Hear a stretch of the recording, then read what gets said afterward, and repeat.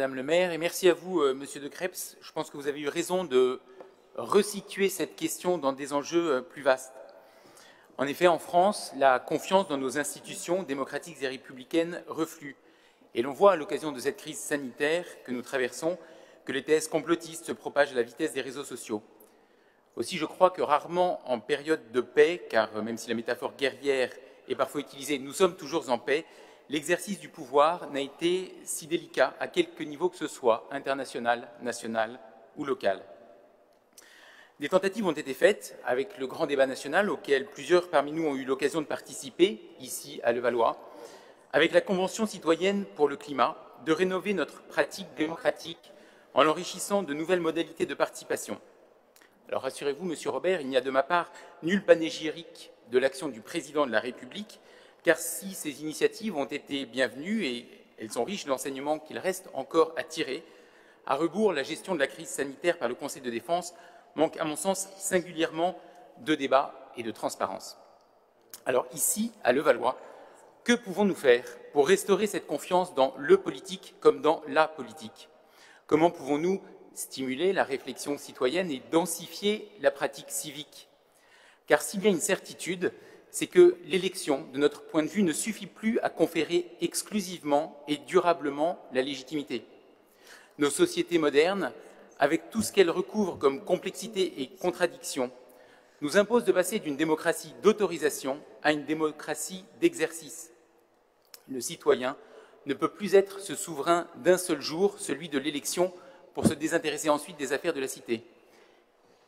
Il convient donc pour nous tous ici de réinventer cet agir démocratique.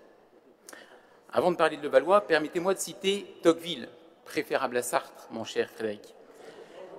C'est dans la commune que réside la force des peuples libres.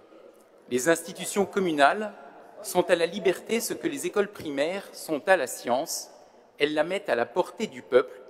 Elles lui en font goûter l'usage paisible et l'habituent à s'en servir.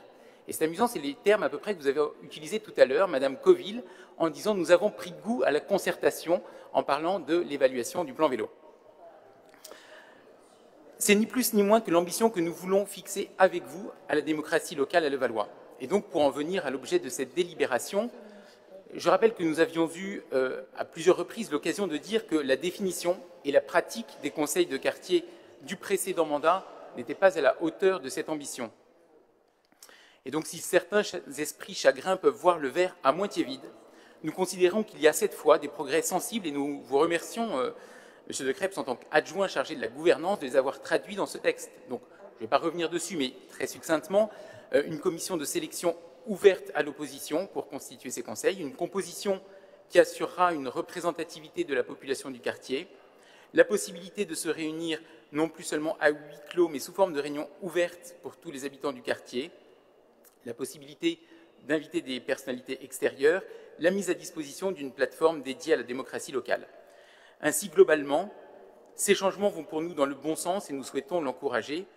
Et plus fondamentalement encore, au-delà des changements institutionnels, il s'agit de changements de pratiques auxquels nous voulons participer.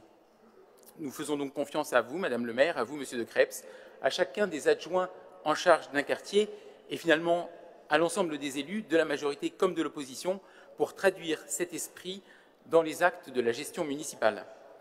Nous allons donc voter pour ce nouveau règlement intérieur des conseils de quartier, en souhaitant, comme le représentait finalement votre schéma, que ce soit la première étape de la redynamisation de notre vie démocratique locale.